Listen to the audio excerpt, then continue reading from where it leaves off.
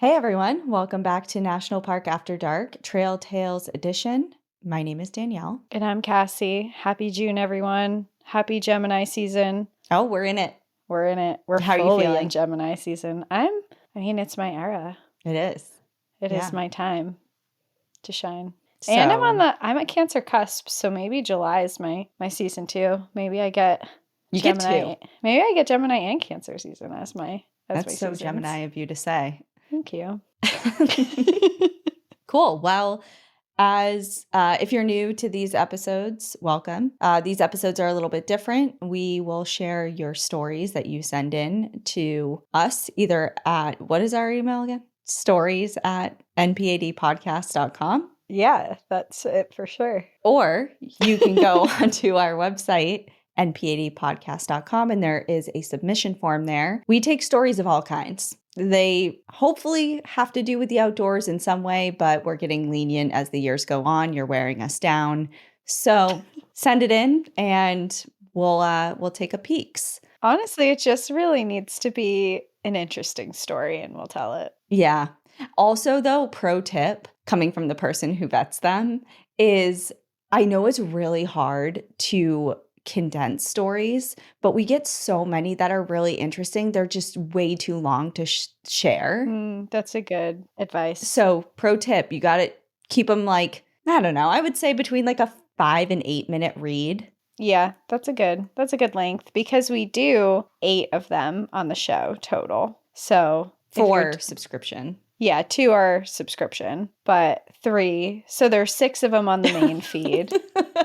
And then there's us talking nonsense for a really long time too. So if they're each less than 10 minutes, then that puts us at over an hour of an episode. Yeah. So you see where the math is coming in for us. So the math is mathing for me. Right. So anyway, short, sweet, about anything, give it a whirl. Would you like to go first or would you like me to read first? I would like to go first. Okay. My first story is titled Visitation Dream from the In-Between and Ladybug Signs. Hi ladies, my name is Rachel, longtime listener, first-time writer. Big congratulations on your new pod. For me, loving a podcast very much hinges on the personality of the hosts. I'm an outdoor enthusiast, but I'd gladly listen to y'all talk about literally anything. And if you're new here and you don't know, we started a podcast. It's called Watch Her Cook, a second podcast, where we talk about women and all of the incredible things that they've done. So go check it out. Anyway, let's get into the story of my sister's visitation dream, who has given me permission to share. My grandparents live in the middle of nowhere, West Virginia, on 400 acres of family land, so you can imagine how magical my childhood visits to see my grandparents were. We used to SOB. What does that mean? Sob? Oh, sob? It just means... We're keeping that in. Give me... I hate it here. This is what happens when we're off schedule a little bit because we had some family visiting today. So we're like, let's just push our recording. Let's push our recording later. So we're recording at night, which is when we get silly. End of the day. Yeah, you're welcome, everyone.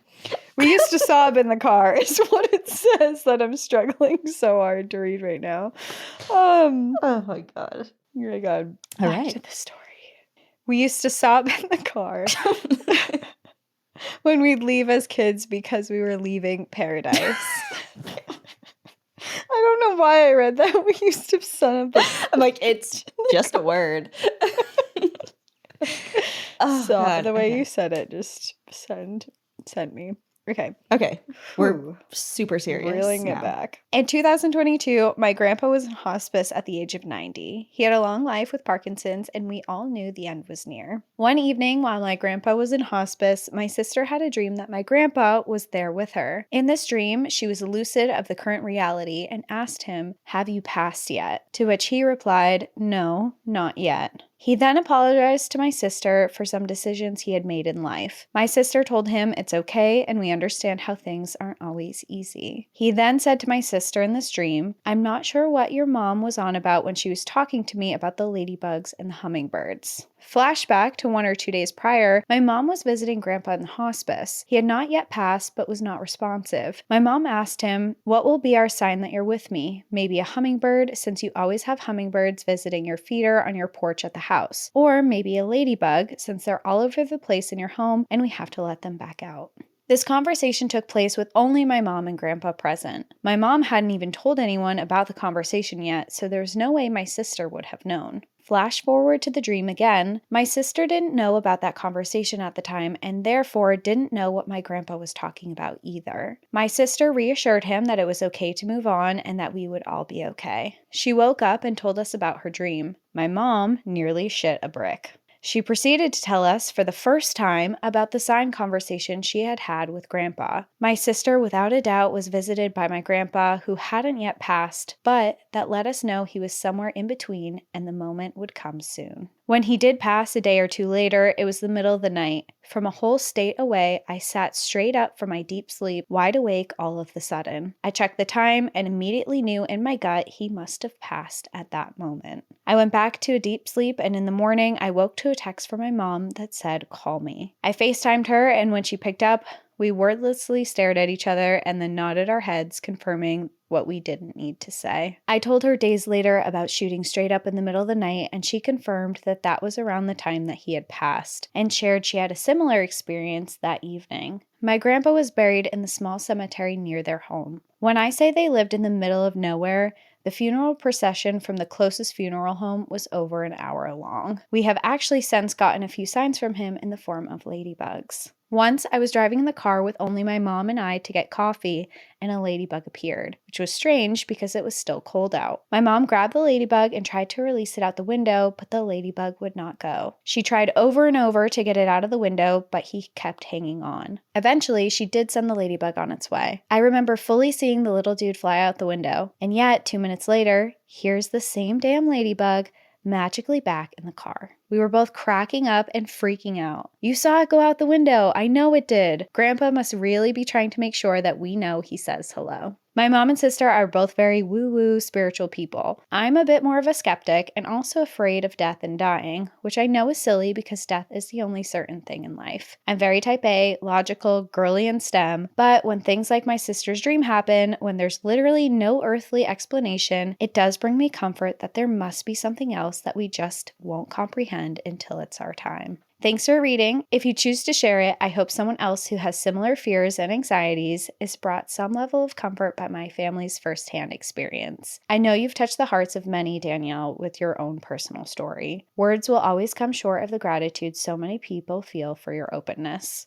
My heart goes out to you and yours. Enjoy the view because it's only borrowed. Rachel. I really enjoy that one a lot. Yeah, me too. I mean, you set us up on a silly note, but unintentionally. And Unintentionally. I think apologize. apologies. I think that it's so interesting. Visitation dreams are always something that I gravitate towards and always want to know more about, but especially when they happen from people who are in this in-between state, like right about to pass. And I think that's so interesting because I've seen people receive readings where that's true. Like, so I'm watching somebody get a spiritual reading or medium reading. Mm-hmm. And the medium will be like, I'm connecting with, your mother, father, or whoever. And it feels like they're in spirit, but still connected to here. Can you confirm that? And then they almost always say they're in hospice or they have some sort of dementia or Alzheimer's. And I just find that so fascinating. Yeah, that's even happening when I feel like because a lot of times when we talk about something spiritual or a visitation, you're thinking of someone who's already passed on, but someone who is still physically here with you. And to have an experience like that is almost more confusing. But it's also really interesting. And I think it just shows the really deep connection that people truly do have. I mean, even when you're in this in-between state, there's still this type of connection that's happening. Yeah, I think it shows, I agree with you, but I think it shows just how much we aren't our physical bodies. Right. Mm-hmm.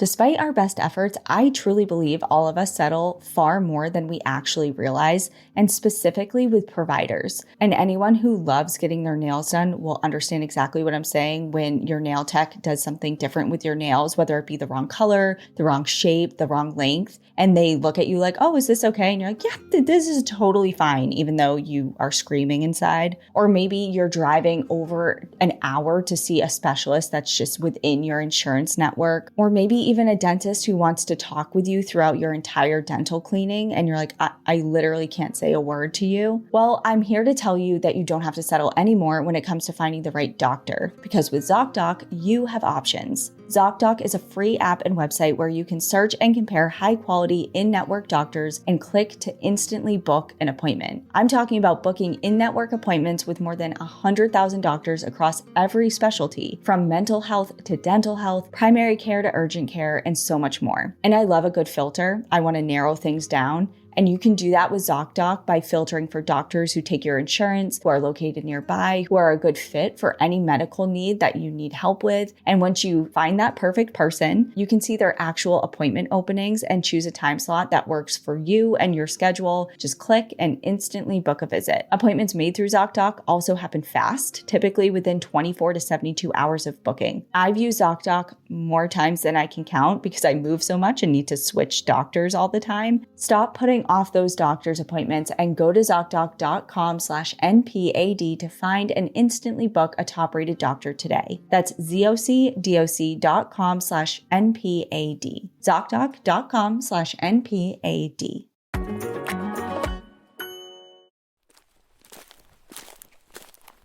Okay, my first story is titled Simultaneous Haunting?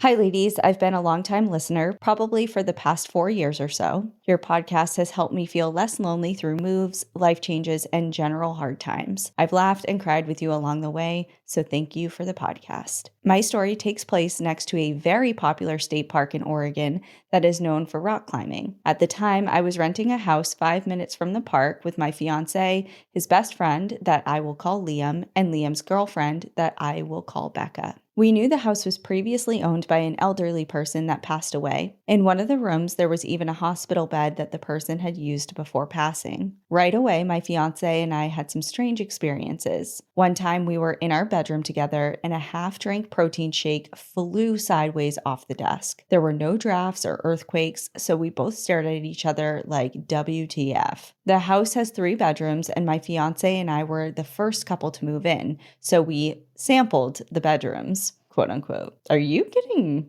spicy? Trail Tales? How dare you? There are kids here. First of all, yeah, if there are kids here, why? Just kidding. But I think it's a personal preference. It is a personal Sometimes preference. we're family friendly. I get it. Yeah, but we're not, there is no pattern. Like you really need to like vet the It's a episodes surprise. first. It is a surprise. I feel like it's like your kids are going to learn it one way or another. Why not here with National Park After Dark? Why not through us? Why don't we let us corrupt your children? Yeah, we'll break the ice with certain topics and words and Like things that the world F-bombs. is just full of that they're in a bubble with right now. Like and you don't want to say, you don't We'll want to say. drop F-bombs, but we'll say fuck. Usually I'm the one to say it, so that kind of startled me. It felt appropriate. It did feel right. Yeah, so I think sampled means sex, and you can ask your mom what that means. Anyway. What is happening to this child?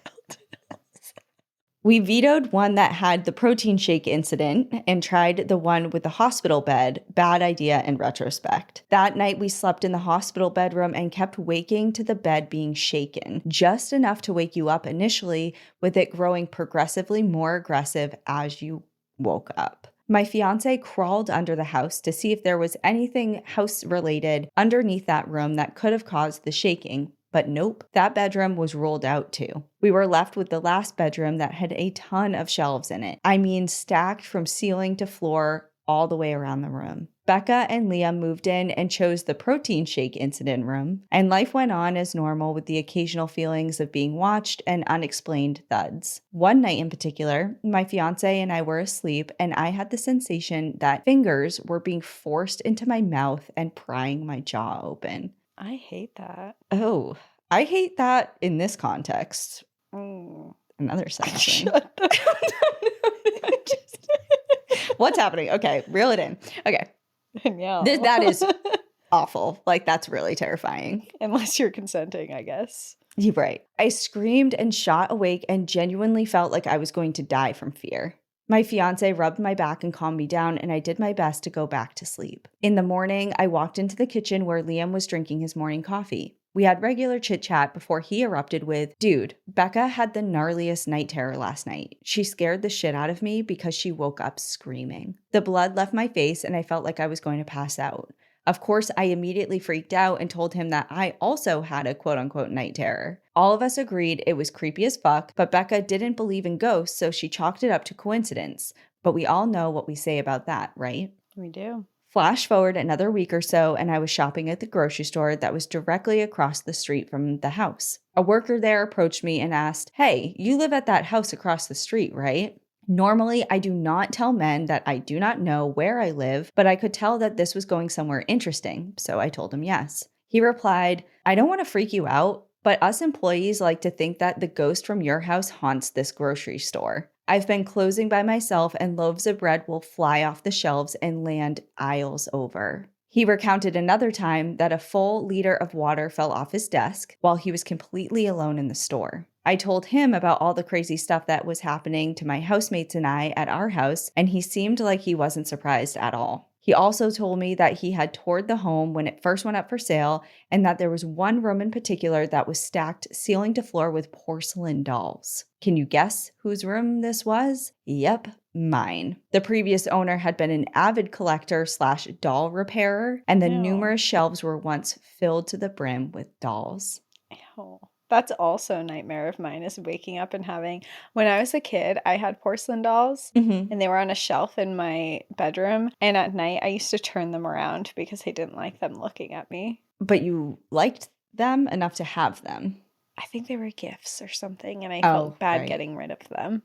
Yeah. I do have like this buried memory of, and it's going to sound even creepier, but they were porcelain dolls because they're not all porcelain, right? It's just like their face and their hands and stuff, and then they have clothing on. Is that true? And then Yeah. they're stuffed. Oh, yeah, right. So it was that, but they were clowns.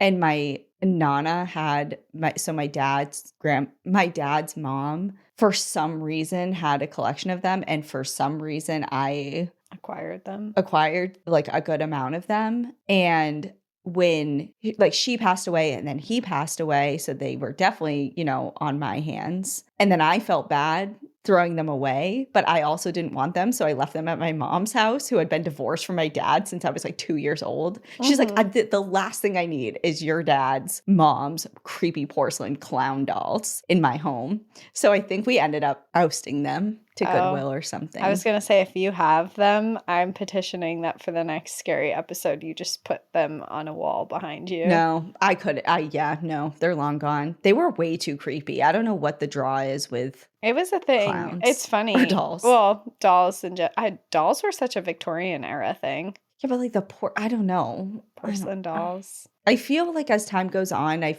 find more and more things of the Victorian era that I'm like, do I love it? The answer is yes, but that's another one that... You can love something and also not like other things that are involved in it.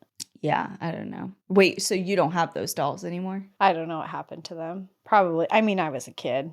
I would say under 10 when I had them. So I don't know. Maybe your mom still has them somewhere. She might. I can ask her. She's at my house. Oh, she's still there. Yeah. Okay. So yes, the previous owner had been an avid collector / doll repairer, and the numerous shelves were once filled with said dolls. The bulk of the experiences happened after the first few months that we moved in and eventually subsided, but I always felt a presence there. And I know sleep paralysis is a thing, but I had never had it prior and never experienced it again. I fully believe the prior owner of the house wasn't aware or hadn't expected that they were dead yet and were rightfully pissed off about the new intruders. I think they eventually came to terms with it and maybe even found it entertaining to observe us. I now live in a different, non-haunted house states away, but I still think about my time spent in Oregon. Again, thank you for all the work that you do, and remember to enjoy the view, but watch your back, even when you're sleeping, because a ghost might try and shove their fingers into your mouth. Ugh. Oh, God. That ended on a weird note. Scary note. That was a scary note, yeah. It's, again, really interesting because there's the simultaneous experience within the house from two different people on the same night, but also that the building across the street is having activity as well. Yeah. And that they're connecting it to that house. A lot of energy. Yeah. Yeah, I guess what I'm ending this story on is that I have now learned another haunting that I do not want, and that is a ghost sticking its hands in my mouth. Yeah, Which I never thought. New fear unlocked. I've never heard of such a thing. And never do I want to hear it again. All right, well, let's move on then. I'm just kidding. Thank you for sharing. Thanks for that story.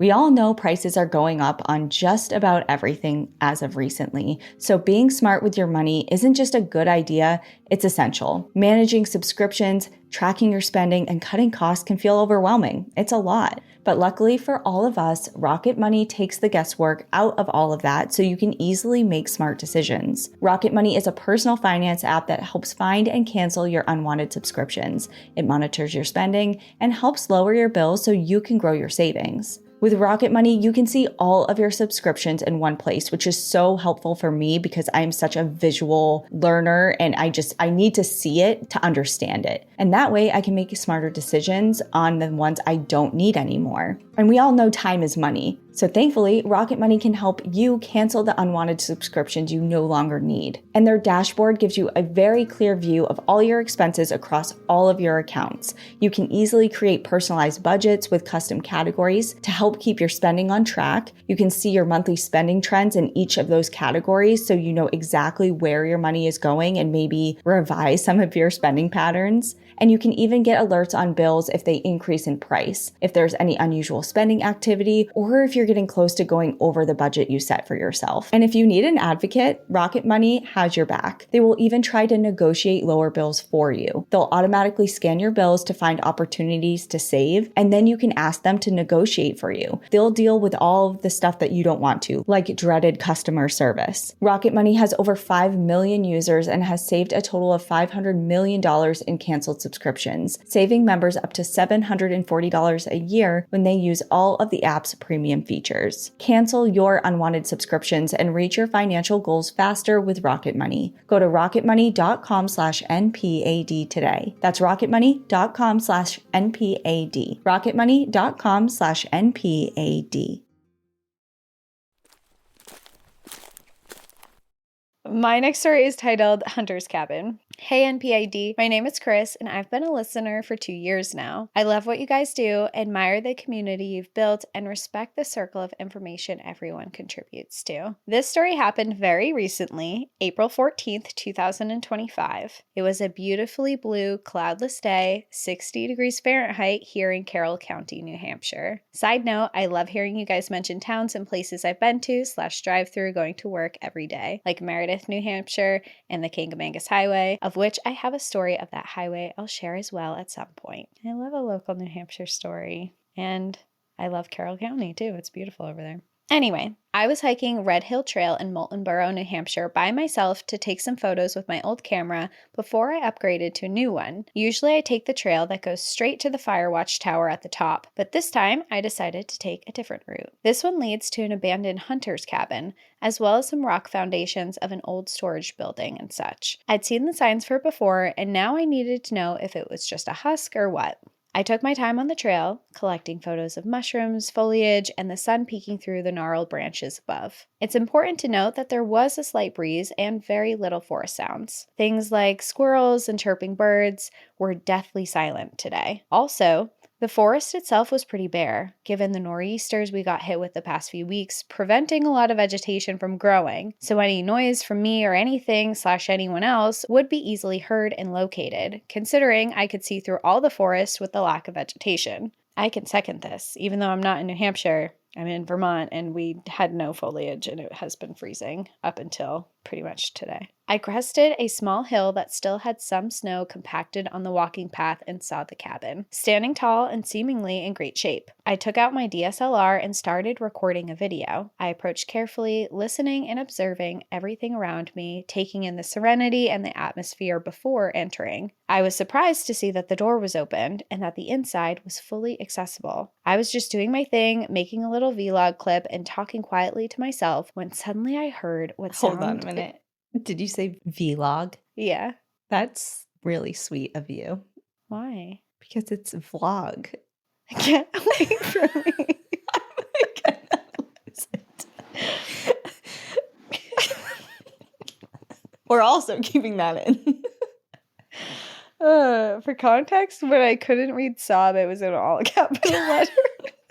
And why is vlog spelled capital V, capital L-O-G? Vlog. It's just like part of our current day vocabulary, or vocab, as they would say.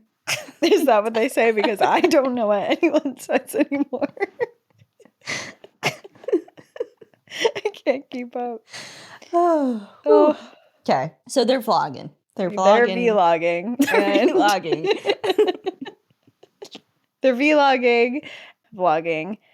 And then when I suddenly heard what sounded like someone speed walking down the trail right past the cabin, I froze and my hand immediately clasped the gun on my waist. I'm a daily carry kind of guy because, well, New Hampshire has a lot of animals and weirdos. The footsteps were heavy, deliberate, and impatient. They seemed to scrape by only feet from the outside of the door, and by the sound, I could imagine them making a right curve around the corner of the building as if to flank around, but the sounds of their steps stopped at the corner of the cabin. I held my breath, waiting for the door to open or for someone to speak, but nothing happened. Finally, I said, "Hello?" But no one answered, and everything was quiet except for a bird chirping outside. Which was odd because, like I said, it had been very quiet the whole hike, an hour at this point, and now this one bird was right outside the cabin going nuts. I opened the door and looked around. There was no one there. I immediately looked to the right because that's the direction the footsteps were going, and because the forest hadn't grown in, and with the excellent light from above, I could see everything in that direction. The trail curved left and right, winding up the side of the mountain, and I could see absolutely no one. I should be able to see them plain as day. I called down again, but nothing. So I looked around the building, but I was alone. And the bird would not stop screeching. It was on the ground on the walking path, shouting at me and hopping. When I first arrived at the parking lot that morning, there was only me and one other white truck. I never saw the hiker, and they could have taken one of 5 different trails, breaking off at any point. This was absolutely the less popular trail as far as I knew. So it's possible that the other hiker here with me at 11 a.m. on a Monday morning in April could have sped walked down the snowy slope past the cabin and disappeared from view in all of 5 seconds or so. Or there's a spirit of some sort doing laps to mess with anyone who explores the inside. I'd like to believe the latter because if it were a person, why didn't they stop to check out the cabin, right?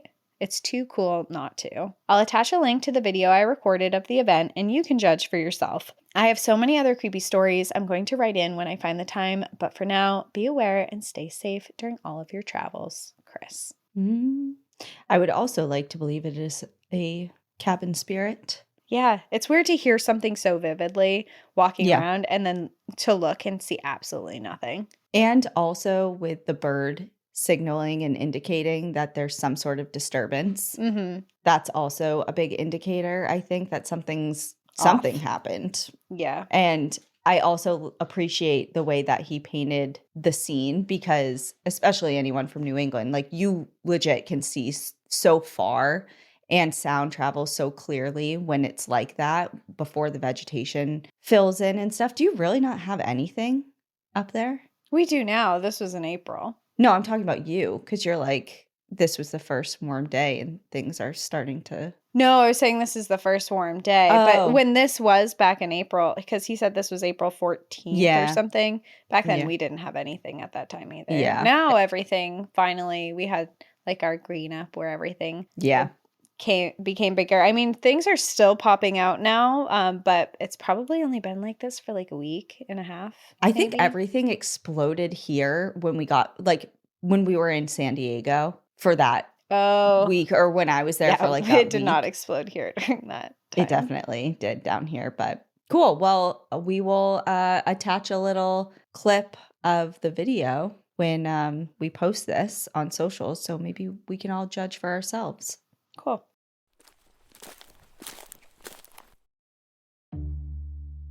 Whether you're a true crime junkie or just getting into it, I've got the perfect show for you. Crime House True Crime Stories, a Crime House Studios original. Every Monday, you'll go on an in-depth journey through two of the most notorious true crime cases from that week in history, all linked by a common theme. From infamous serial killers and mysterious disappearances to unsolved murders, Crime House brings you the defining events that shape true crime, both past and present. Each episode dives into the stories behind the headlines, featuring high-profile cases from past and present, including the kidnappings of Elizabeth Smart, the Heaven's Gate cult tragedy, and so much more. Search and follow Crime House True Crime Stories wherever you get your podcasts. Again, that's Crime House True Crime Stories, wherever you get your podcasts. This podcast is sponsored by IQ Bar. I've got good news and bad news. Here's the bad news. Most protein bars are packed with sugar and unpronounceable ingredients. The good news? There's a better option. I'm Will, and I created IQ Bar plant protein bars to empower doers like you with clean, delicious, low-sugar brain and body fuel. IQ Bars are packed with 12 grams of protein, brain nutrients like magnesium and lion's mane, and zero weird stuff. And right now, you can get 20% off all IQ Bar products, plus free shipping. Try our delicious IQ Bar sampler pack with 7 plant protein bars, 4 hydration mixes, and 4 enhanced coffee sticks. Clean ingredients, amazing taste, and you'll love how you feel. Refuel smarter, hydrate harder, caffeinate larger with IQ Bar. Go to eatiqbar.com and enter code BAR20 to get 20% off all IQ Bar products plus free shipping. Again, go to eatiqbar.com and enter code BAR20. Okay, my next story is titled, You Asked for Family Lore, You Got It. Yes. Hello, I was listening to your most recent Trail Tales episode 69, sexy, by the way, when I heard you ask specifically for family lore stories. This is a story I had been considering writing in for some time, and then you straight up asked for it, so here we go. I come from a long line of Catholic Italian immigrants. Along with these ancestors came a ton of superstition. To this day, I throw salt over my left shoulder anytime I'm cooking and pinch it out of the bowl. It's something my grandmother used to do, and I'm sure as hell not going to stop that now. My mother has 4 siblings, so 5 children total, and she is the youngest by a lot, like 10 years between her and my uncle, who was the 4th born child. When my mom was very young, between 4 and 7 years old, she was the flower girl in her older siblings' weddings. The middle child of my mother's siblings, let's call her my Aunt Kathleen, was engaged to a man who was fighting in Vietnam. My aunt's engagement announcement was printed in the papers on Friday the 13th, and my grandma just about had a cow. My mom recalls my grandma yelling at my aunt saying, "This is bad luck. How could you let this happen?" During the argument, the mirror in the dining room fell off of the wall and shattered. My grandma was devastated, but my aunt brushed it off. The wedding planning was filled with disagreements between my aunt and my grandma. They fought often, so much that my aunt wrote my grandma a letter after her wedding shower that my mom read to me during my wedding planning, and I'll touch on that later. The week before her wedding, my Aunt Kathleen had a dream. It was her wedding day, and she was standing naked in the back of the chapel. Everyone shuffled in without acknowledging her, and then she woke up. When her fiancé flew into the airport from Vietnam, my aunt went to pick him up. On her way to the airport, she got into a fatal car accident and died. The funeral arrangements were made quickly. Her fiancé was there, and since the chapel was booked, they used it for her service. When the service started, her casket was in the back of the chapel. Someone ran out of time and didn't move it, just like what she had dreamt the week prior. My Aunt Kathleen was only 23 years old, and losing her was devastating. After the service, my mom rode with my Aunt Kathleen's fiance from the chapel to my grandparents' house for refreshments. While they were driving, the song "Ain't No Sunshine When She's Gone" started playing. My mom vividly remembers him silently crying while driving. He stopped at the house long enough for my mom and whoever else was driving with them to exit the car, and then he drove away. My mom never saw him again. To this day, we, as a family, don't listen to this song. Fast forward to my wedding. I spent my whole life noticing the number 23. My birthday falls on the 23rd of February, and it felt like the number followed me my entire life. I had always heard the story of my aunt,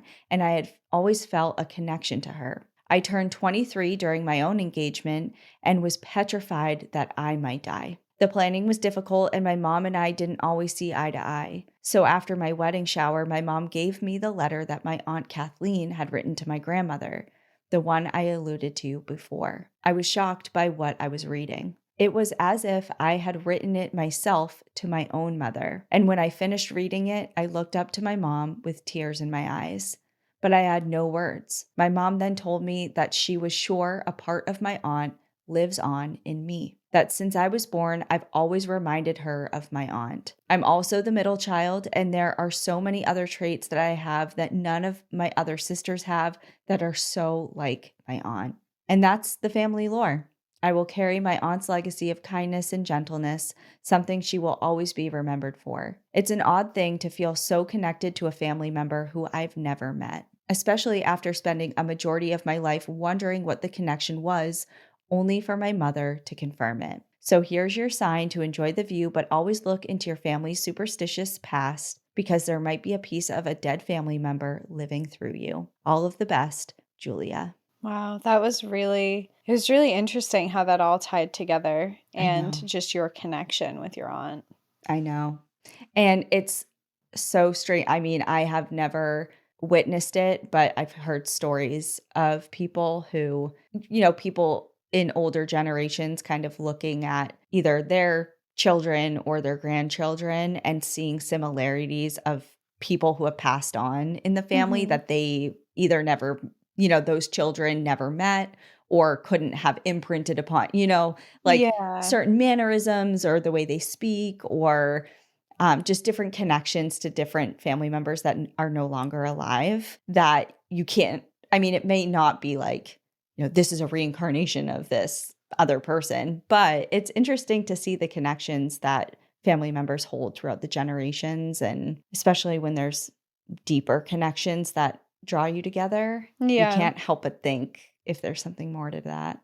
I recently had an experience with kind of family lore, I guess with my family as a history. My mom's side of the family are immigrants from Italy, and my dad's side of the family are immigrants from Sweden on my Nana's side, and Armenia, Jordan area on my dad's side. But I signed up for Ancestry years ago. I did my DNA test just to see what comes up. And on the Ancestry profile, it shows like all of my second, third, fourth cousins. On my mom's side, there's her dad like had children in another family. It's just like, it's always been kind of confusing.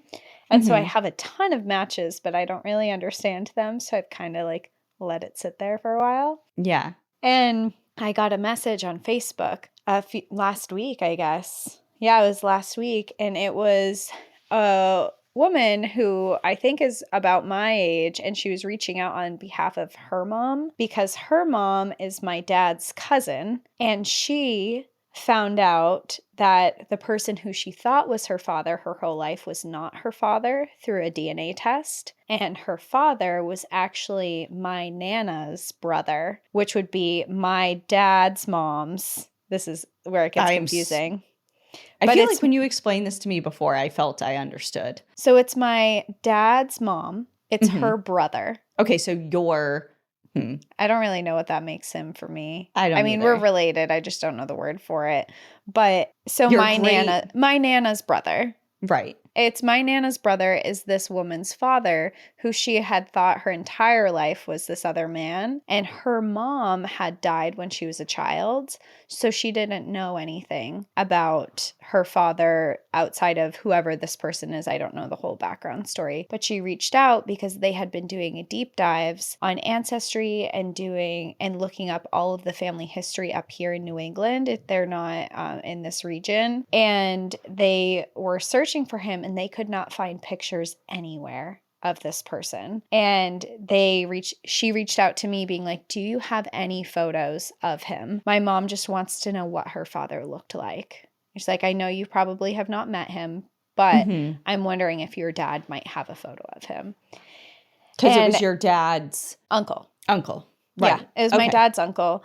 So it was funny because when I got the message, I got the message in your driveway when I was leaving your house. I was wondering why you were just sitting in your driveway for a while. Like, I didn't know. I was like, all right, see ya, whatever. And then just went about my day. And then I feel like I looked out the window again, like maybe 10 minutes later, and you were still there. And I was like, she would say if she needs me or something. Like, I don't know. I thought maybe you were on the phone or something before you pulled out. I was kind of. As soon as I got in my car, I saw a message from this woman. And I was like, I'm actually driving to my dad's house right now. I'll go over and I'll ask. And I got there and I talked to him. And he's like, I never met him. He was in the military. He was older than my mom. Like, I never met him, but I've heard of him. I know he exists or existed. And we were like, well, we'll get food and we'll come back. And I was like, all right. And we went through a couple family albums and I didn't see anything. And then we came back and I went into his office and he has a bunch of pictures just all over his desk of family members, a lot of whom have passed on. And on his desk, he has this small, tiny little black and white photo. And I was like, who is this? I don't recognize him at all. And I turn over the photograph and it says the name of this woman's father that she's been looking for a photo for. Wow. And for context, she had been looking for a photo of him for over 5 years. Wow. And it was just sitting on your dad's desk. It just happened to be sitting there. And the funny thing is, I don't know how long it had been sitting there before because I have been in that office many times and I've never seen that photo. That's so interesting. Yeah. So I don't know, something happened with the universe that day and I found the photo. I texted them a photo of it, but I also mailed it because my dad was like, I've never met him. I don't have any relation. But it was also cool because I hadn't seen my Nana's handwriting in a really long time. And it said like my brother Arthur on the back of it and his age. Wow. And I hadn't seen her handwriting in a really long time. So it was cool to read that too. That is so cool. Just like putting the pieces together for someone or giving them that last piece that they've needed for a really long time. And is so cool. Yeah. And it was fun to dive into my own history of something that I didn't really know much about. And they had been doing so much research into this side of my family that they brought up information that I didn't know. Like I'm a twin and I have some twins in my family that I didn't know that had been separated at birth and were reunited way later in life. And they're identical twins. And they were like in the media because it was like this big thing. And I had seen their photos before, but I didn't really know who they were. But I think that they were, and I need to look into this more, but I think I learned about them in one of my psychology classes. What? Yeah. So I have to look into them more because I've seen their photos before. I'm like, where have I seen it? And the more I think about it is I'm pretty sure in one of my psychology classes when we were learning about just the psychology of twins and how they grew up to like have the same job, did a lot of the same things in life, but they never knew each other. They had the same haircut, like it was just like all these really strange like synchronicities. And anyway, so I found that out too. And it was Yeah, please follow up with that because that's really interesting. Yeah, a lot of interesting. I guess that's my family lore. Yeah. I don't know what mine is, but I'll get back to you. Perfect. Okay. Is it your turn or my turn? I got lost. It's my turn. Okay. Even though I just told the story, it's my turn to read the next one. Okay, I guess this is my last one before the bonus ones. My story is titled Stalked by a Mountain Lion in Utah.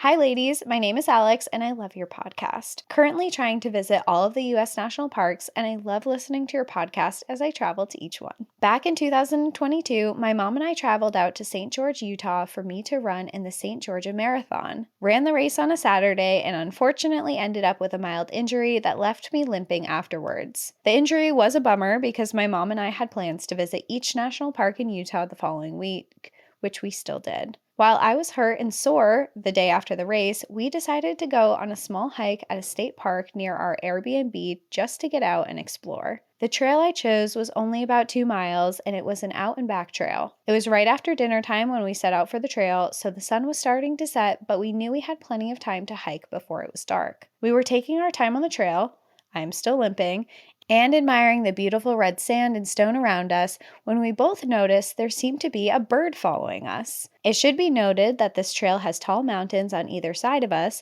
so we thought that the bird was just hanging out on a mountainside and following us while we hiked. The hike continues, as does the bird chirping, and we finally make our way towards the turnaround point of the trail. At this point, the mountains on either side of us meet, and we are down in the valley surrounded by a few trees and desert shrubbery, the only way out being the way we came from. As we are resting, drinking water, and I'm trying to ignore the pain in my leg, we notice the chirping noise is getting closer, but now the sound is changing into more of a growl than a chirp. Before we know it, we hear something running down the mountain and quickly moving through the shrubbery towards us. And at this point, I realize it's a mountain lion that has likely been stalking us this entire time. Instincts kick in and my mom and I begin to run. I'm still limping, so I can't move as fast as I normally do, and my mom is flying ahead of me. Out of quick thinking, I grab my metal water bottle out of the side pocket of my day pack and bang it against the side of the mountain, in hopes that the loud and obnoxious sound would scare away the large cat chasing us. Surprisingly, this did work. After limping my way through the sand, I finally caught up to my mom and we caught our breath and finally realized what had just happened. After criticizing my mom for leaving her injured daughter and laughing about me banging my water bottle against the mountain, we make our way back to the car, of course checking behind us every 3 seconds. Luckily, we make it back and feel a huge sigh of relief that we survived. On the way back, I did my research and we both discovered that mountain lions do in fact make a chirping noise quite similar to a bird, and we were most likely being followed the entire time. We also find out that the number one thing not to do when being chased by a mountain lion, or really any predator, is run away. But sometimes you never know what your body is going to do when fight or flight kicks in. The moral of the story is to avoid secluded hikes in the desert at sunset, don't run away from mountain lions, and don't underestimate the power of a reusable metal water bottle. I have a question and a comment.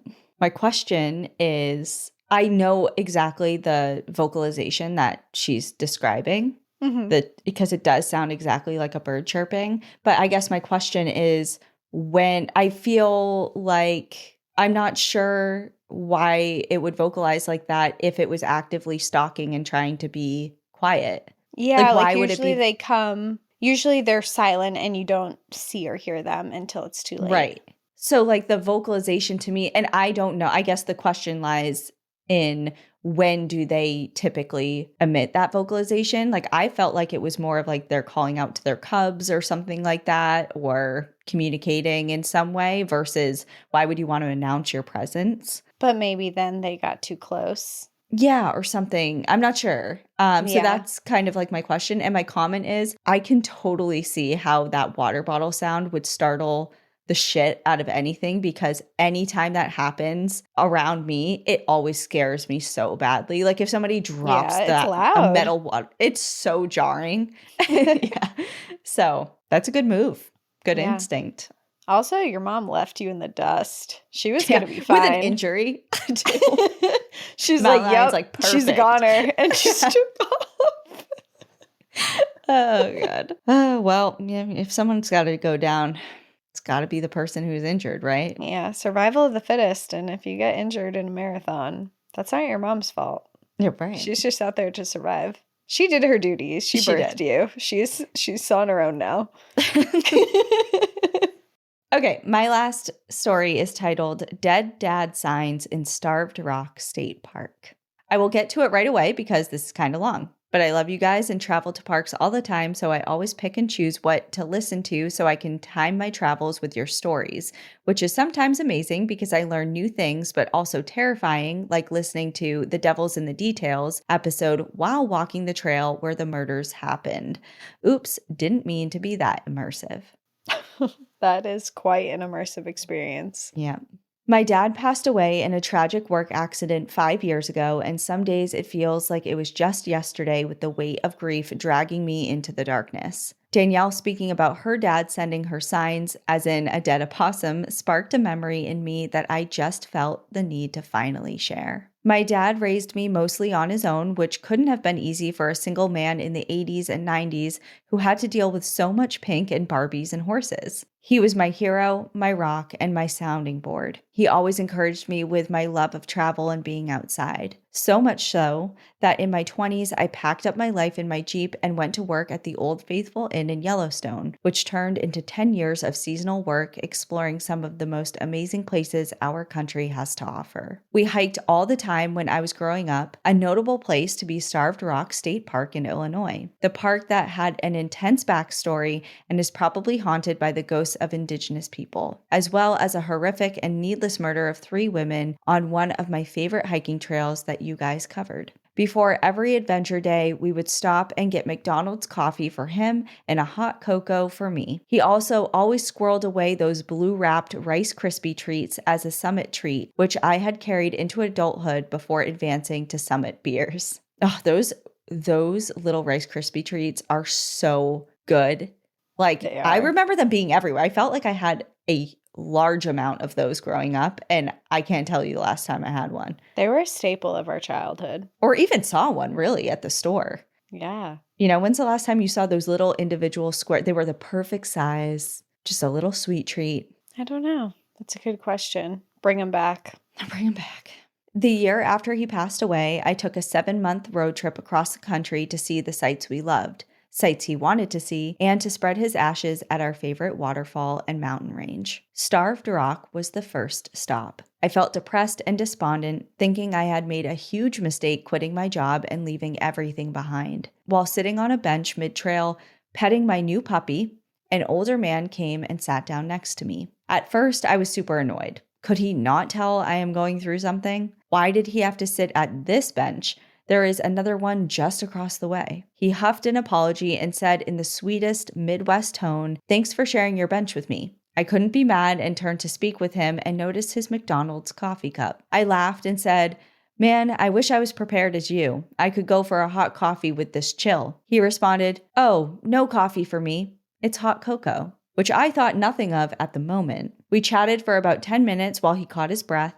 Nothing notable, before he mentioned he wasn't even supposed to come this way. I got turned around and my wife is probably about to send a search party. We checked the map and got him going in the right direction. As we parted ways, he reached into his pocket almost as an afterthought and said, "Hey, wait, I think you should take this for your hike." He handed me a blue-wrapped Rice Krispie treat and said, "Good luck on your journey, and I know it will make your people proud." It was like a punch to the gut. I had not shared why I was there with him or even mentioned my dad. I took the Rice Krispie treat with shaky hands, barely squeaked out a thank you before turning and crying the rest of the hike to the top of the trail. My dad was there, reminding me of my love for life, adventure, and turning strangers into friends. I truly believe he sent that sweet, lost, hot cocoa drinking man to remind me I was making the right decisions. I miss him every day, and whenever I see a red-tailed hawk on a trail, I know it is him checking in on me and saying hello. Me and my dog have now been to 43 states and made a point to go to all the national parks and state parks that we can. She has been to 12 national parks, paws on the pavement, of course, and too many state parks to count, but over 40 for sure. I was able to come to a live show at the Stanley a year or so ago, which was amazing. I sat next to the lady with the little dog in the front row.